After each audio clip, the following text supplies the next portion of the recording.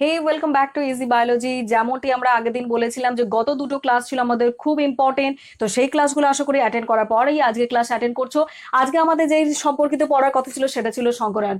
সংকরায়নটা ভীষণই ইম্পর্টেন্ট, কারণ এর উপর বেস করেই কিন্তু আমাদের ওই মেন্ডেলিজম বা তার যে ফার্স্ট ল সেকেন্ড ল সেগুলো ডিপেন্ড করবে। ওকে, তো দেখে নেওয়া যাক আজকে আমরা কি কি পড়বো। সংকরায়ন কি, বিশুদ্ধ বা খাঁটি জীব, তার সাথে সংকর জীব কি পড়বো, পি জনু এফ টু জনু, এইভাবে প্রত্যেকটা জিনিস আমরা জানবো এবং এইগুলো কিন্তু আমাদের এই চ্যাপ্টারটার জন্য ভীষণ ইম্পর্টেন্ট। তো শুরু করা যাক আজকের ক্লাস।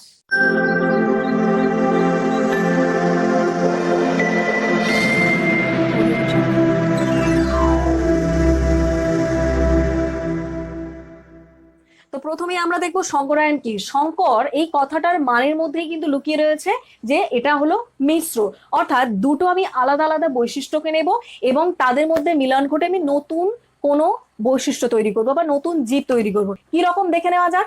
ধরা যাক একটা বিশুদ্ধ বৈশিষ্ট্য ক্যাপিটাল টি। কি বলেছিলাম আগের দিনের ক্লাসে, এই ক্যাপিটাল টি ডিনোট করে প্রকট বৈশিষ্ট্য মটর গাছের ক্ষেত্রে লম্বা হওয়ার জন্য। আর একই রকম ভাবে আর একটা বিশুদ্ধ বৈশিষ্ট্য হলো স্মল টি অর্থাৎ বেটে, তাই তো। তো এই দুটো ডাবল স্লেটে লিখেছি অর্থাৎ ডিপ্লয়েড অর্গানিজম। তাহলে এইটা দুটো, একটা ধরা যাক ফিমেল একটা ধরা যাক মেল, এই দুটোর মধ্যে আমি মিলন ঘটাচ্ছি। দুটোই মটর গাছ, দুটো হচ্ছে শুধু ভিন্ন বৈশিষ্ট্য, একজন লম্বা আর একজন বেটে। তো এদের দুজনের মিলনের ফলে আমার কিরকম উদ্ভিদ তৈরি হবে? অবশ্যই মিশ্র উদ্ভিদ তৈরি হবে। কেন? এ থেকে যে গ্যামেটটা তৈরি হবে সেটা একটার মধ্যে ক্যাপিটাল টি যাবে, একটার মধ্যে ক্যাপিটাল টি যাবে, অর্থাৎ একই রকমের গ্যামেট। এটার মধ্যেও একটা স্মল টি অর্থাৎ কি রকমের গ্যামেট তৈরি হবে। তাহলে একটা ক্যাপিটাল টি আর একটা স্মল টি মিলে কি তৈরি করবে? এরকম একটা মিশ্র উদ্ভিদ। এখানে ছিল বিশুদ্ধ লম্বা, এখানে ছিল বিশুদ্ধ বেটে, তাহলে এ কি হয়ে যাবে? সংকর হচ্ছে। তো তাহলে এটা কি হবে? সংকর লম্বা। তাহলে এই যে দুটো বিশুদ্ধ জীবের মধ্যে আমি মিলন ঘটিয়ে নতুন বৈশিষ্ট্য সম্পন্ন জীব তৈরি করলাম, এই পদ্ধতিটি হলো সংকরায়ন। এবং যেই নতুন বৈশিষ্ট্যযুক্ত জীবটা হলো সেটা হলো সংকর জীব। ওকে, তাহলে বিশুদ্ধ জীব কোনটাকে বলছি, এটাকে কেন বিশুদ্ধ জীব বললাম, এটাকে কেন বিশুদ্ধ জীব বললাম? বিশুদ্ধ জীব সেগুলোই হবে যাদের বৈশিষ্ট্যগুলো বংশ পরস্পরায় অটুট থাকার চেষ্টা করে।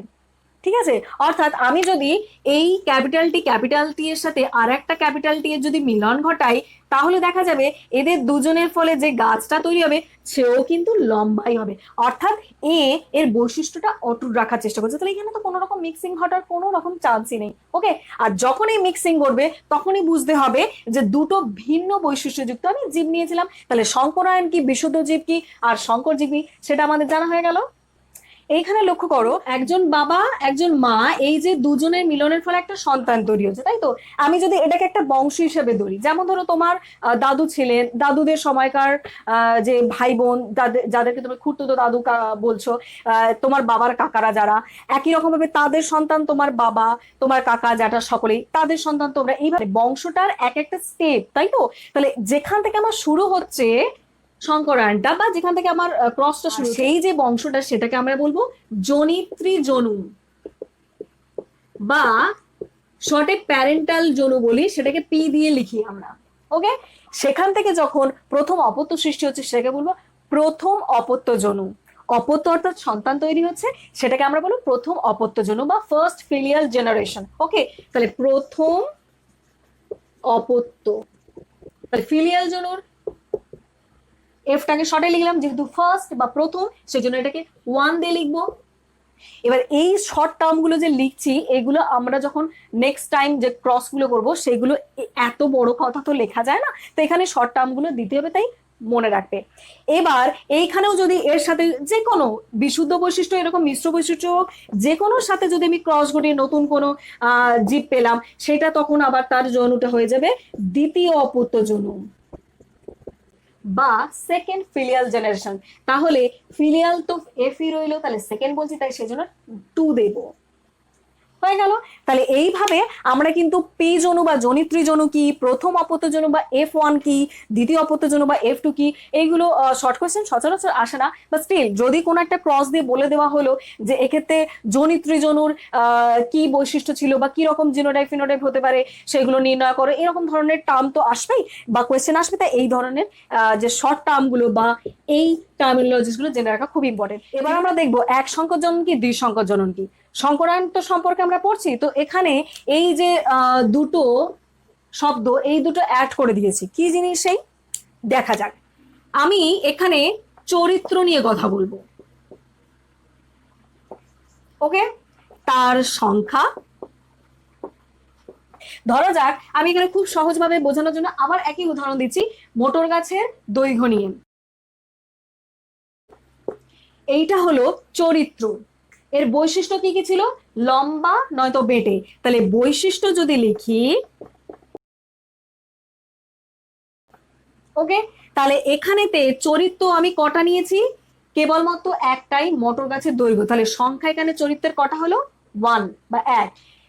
যখন আমি কোনো জীবের সংকরণ ঘটানোর জন্য কেবলমাত্র একটাই চারিত্রিক বৈশিষ্ট্যকে আমি মাথায় রাখবো, ওকে, বা সেই চারিত্রিক বৈশিষ্ট্যেরই কোনো রকম মিশ্রণ ঘটানো হোক বা সেটার জিনোটাইপ নির্ণয় করা হোক, সেগুলো যখন দেখতে চাইবো শুধুমাত্র একটা চরিত্রের উপর বেস করে, তখন সেটাকে আমি বলবো এক সংকর জনন।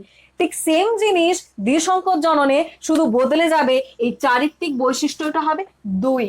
ধরা যাক এখানে মোটর গাছের দৈর্ঘ্য আমরা ধরেছিলাম, তার সাথে আমি দ্বিসংকর জননের ক্ষেত্রে অ্যাড করে দিলাম যে ফলটা কেমন দেখতে হবে, ফলের বর্ণ, ওকে। তাহলে আমি তখন যখন দ্বিসংকর জনন ঘটাচ্ছি তখন আমি দুটো আলাদা আলাদা বৈশিষ্ট্য নিলাম, কি কি, বা দুটো চরিত্র নিয়েছি, মোটর গাছের দৈর্ঘ্য এবং ফলের বর্ণ। ফলের বর্ণের মধ্যে 2 রকম বৈশিষ্ট্য হতে পারে, এক হবে হলুদ, আর একটা হতে পারে সবুজ, ওকে। দ্বিসংকর, দুটো সংকরায়ন ঘটাচ্ছি, কিসের, দুটো চারিত্রিক বৈশিষ্ট্যের সংকরায়ন ঘটাচ্ছি, তাই সেক্ষেত্রে এটা দ্বিসংকর। এইরকম ভাবে আমরা অনেকগুলো চারিত্রিক বৈশিষ্ট্য নিয়ে কিন্তু সংকরায়ন ঘটাতে পারি বা পরীক্ষা নিরীক্ষা করতে পারি, কিন্তু মনে রাখতে হবে যত বেশি আমরা কিন্তু চারিত্রিক বৈশিষ্ট্য নেব তত কিন্তু জটিলতা বাড়বে, বা সেক্ষেত্রে আমাদের যে উদ্দেশ্য সেটা কিন্তু অনেক ক্ষেত্রে হ্যাম্পার হতে পারে, ওকে। তো আমাদের সচরাচর যে সমস্ত পরীক্ষাগুলো করা হয় সেটা এক সংকর এবং দ্বিসংকর জননের উপর বেস করে, ওকে। এবার আমরা মোস্ট ইম্পর্টেন্ট দুটো টার্ম জানবো, যেগুলোর উপর বেস করে প্রচুর অ্যাপ্লিকেশন বেসড কাজ হচ্ছে এবং হয়, বা তোমাদের পরীক্ষায় প্রশ্ন মাস্ট একটা থাকবেই, ওকে। সেটা হলো প্রথমে ব্যাক ক্রস। টার্মটার মানে দিয়ে আমরা বুঝবো, ক্রস মানে তো বুঝেছিলাম আমরা মিলন ঘটাচ্ছি, ব্যাক অর্থাৎ পিছিয়ে বা পিছনে যেটা যাবে, কি রকম ছিল, আবার আমরা আগে ক্রসটা লিখে ফেলি।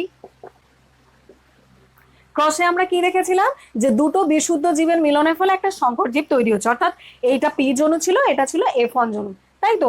তো এই F1 জনুতে যে সংকর জীবটা তৈরি হলো, আমি যদি এর যে নেক্সট স্টেপটা করবো অর্থাৎ দ্বিতীয় অপত্য জনু পাবো, সেইটা এরই যে সংকর জীব ক্যাপিটাল টি স্মল টি এটার সাথে না করে কি করব, ব্যাকে হয় এই কোনো একটা প্যারেন্টের সাথে, হয় এই বিশুদ্ধ অর্থাৎ বিশুদ্ধ লম্বা, নতুবা বিশুদ্ধ বেটে, এই দুটো যে কোনো একটার সাথে আমি ক্রস ঘটাবো।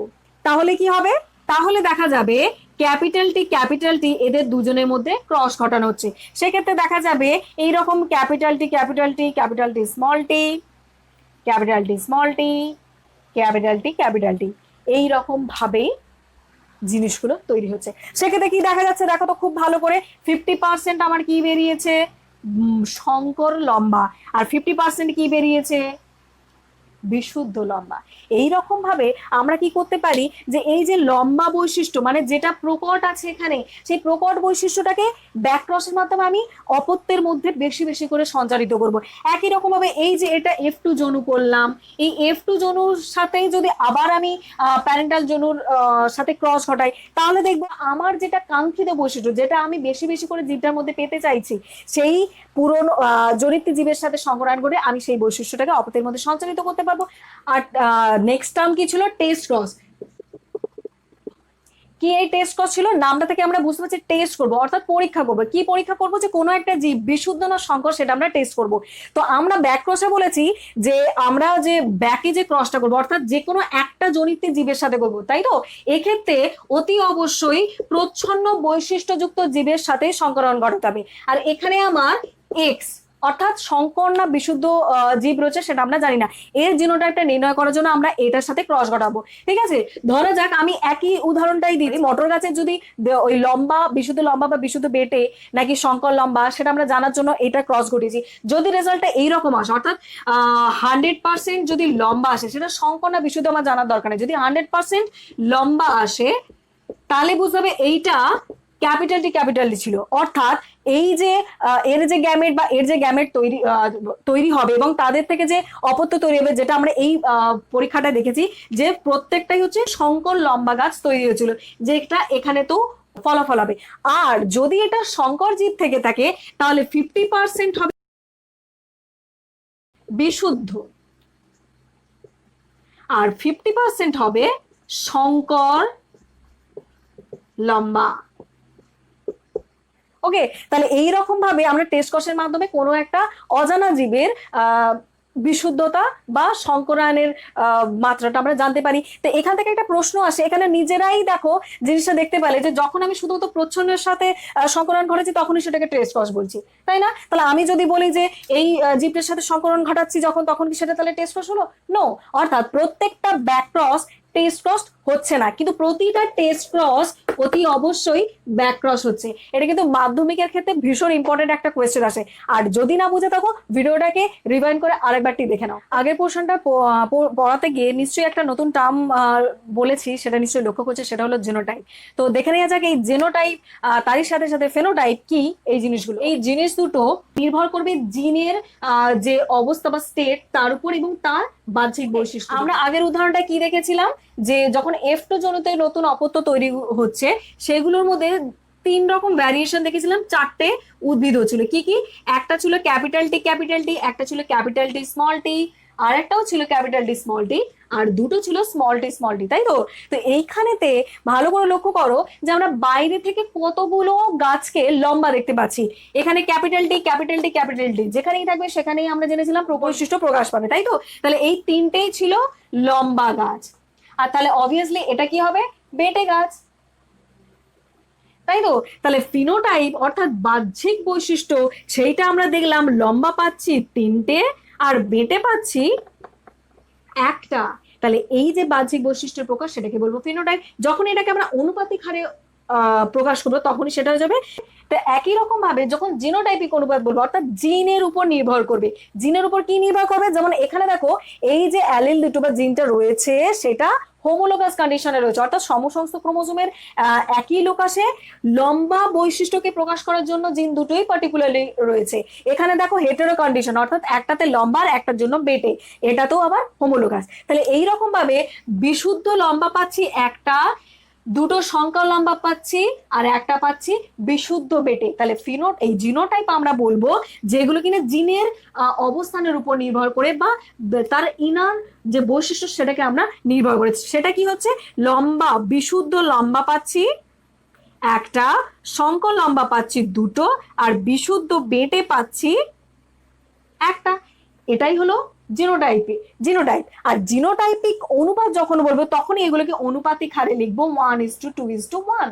এইভাবেই হয়ে গেল জিনোটাইপিক অনুপাত, ফিনোটাইপিক অনুপাত। যখন আমরা এক সংখ্য জনন দ্বিসংখ্য জনন পড়বো তখন এইগুলো খুব বেশি ভাবে আসবে। দ্বিসংখ্য জননের ক্ষেত্রে এই জিনোটাইপিক অনুপাতটার যে ভ্যারিয়েশন সেগুলো অনেক ভ্যারিয়েশন, অর্থাৎ একটা দুটো তিনটে 3 রকমের উদ্ভিদ পেয়েছি।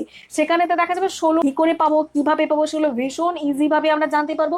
এবং সেটার জন্যই একটা আমাদের চার্ট বা বক্স করতে হবে। কি সেটা? সেটা হলো চেকার বোর্ড বা পানেট স্কোয়ার। কি এই চেকার বোর্ড বা পানেট স্কোয়ার? বিজ্ঞানী পানেটের নাম অনুসারে এটা নামকরণ করা হয়েছে। আর স্কোয়ার অর্থাৎ বক্স, যেটা এইরকম ভাবে গ্যামেট গুলোকে দুটো পাশে আমি রাখি। ওকে, একটা হচ্ছে ফিমেলের জন্য, একটা হচ্ছে মেলের জন্য। এইদিকে একটা গ্যামেট, এইদিকে একটা গ্যামেট। ওকে, অনুভূমিক ভাবে সেটা মেলের গ্যামেট আর উলম্ব ভাবে ফিমেলের গ্যামেট রাখবো। এটাকে জাস্ট সিম্পল যেমন গুণ করে সেরকম ভাবে গুণ করার মতো করে আমরা খুব সহজেই ফিনোটাইপিক এবং জিনোটাইপিক অনুপাত নির্ণয় করতে পারি।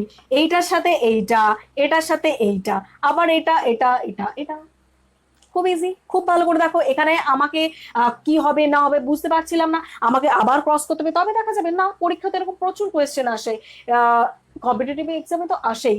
তো সেখানে তো দেখো এখানে বোঝাই যাচ্ছে এই দুটো হলো বিশুদ্ধ, একটা লম্বা একটা বেটে, আর এই দুটো হলো মিশ্রণ, খুব সহজে বলে দেওয়া গেল। তো যখন আমরা দ্বিসংখ্য জনন করবো সেখানেতে ক্রস করে অতগুলো অপূর্ত লেখা থেকে আমি এরকম ভাবে গ্যামেট গুলো লিখবো, চেকার বোর্ডের সাহায্যে জেনে নিতে পারবো। আজকে ওই জাস্ট টার্ম গুলো পড়াটা জাস্ট শেষ হলো, এবং খুব খুব খুব ইম্পর্টেন্ট টার্ম। যারা আগের ক্লাসটা দেখোনি, জিনের ক্লাসগুলো দেখোনি, তারা এই মোট 3টে ক্লাস খুব ভালো করে নোটিস করো, এবং আগামী দিন থেকে যে মেন্টালিজম শুরু হবে তাতে খুব ভালো করে এবং খুব বেশি করে এই টার্মগুলো ইউজ হবে। আর আমি তো বলেই দিয়েছি যে কোয়েশ্চেন কি কি ধরনের আসতে পারে, অবভিয়াসলি এখান থেকেও আসতে পারে, বাকিগুলো তো বলেই দিয়েছি, সেগুলোকে খাতে একটু নোট ডাউন করে নাও, এবং বই থেকে সেগুলোকে আরো বেশি বেশি করে পড়ো, যাতে করে আরো ইনফরমেশন পাও। নিজেরা পড়া রেডি করো, বন্ধুদেরকে এই সমস্ত ব্যাপারে জানাও, শেয়ার করো, অবশ্যই কমেন্ট করে জানাও তোমাদের অসুবিধা কি, বা এই জিনিসগুলো যেটা দিচ্ছি সেগুলো আদৌ বোঝা যাচ্ছে কিনা। ওকে, দেখাবে নেক্সট ক্লাসে। বাই।